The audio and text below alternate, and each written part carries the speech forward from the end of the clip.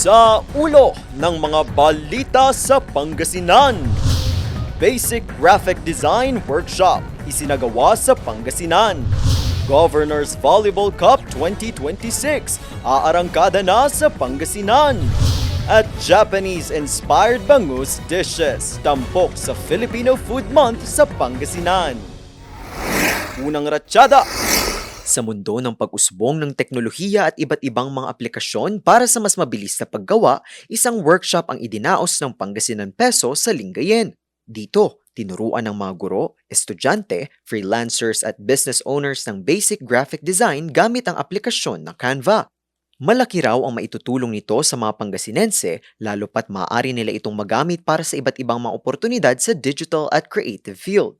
Inaasahan namang magtutuloy-tuloy pa ang mga ganitong programa na posibleng maging daan sa pag-unlad pa ng buhay ng mga Pangasinense.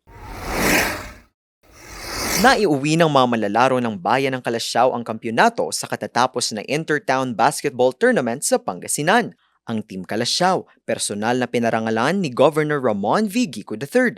Nakatanggap din sila ng 1.5 million pesos na premyo mula sa gobernador. Para sa patuloy pang pag-unlad at pagpapalakas ng sektor ng sports sa lalawigan, inilunsad naman ang Governor's Volleyball Cup 2026. Layon pa rin itong ipakita at mas mahasa pa ang galing ng mga kabataang Pangasinense sa naturang larong pampalakasan.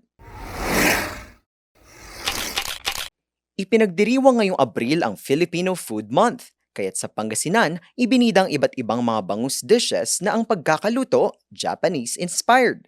Tinawag itong Bye Bye Bites o Taste of the Ocean. Layunin ng aktibidad na maibida ang bangus na isa sa sikat na produkto ng Pangasinan.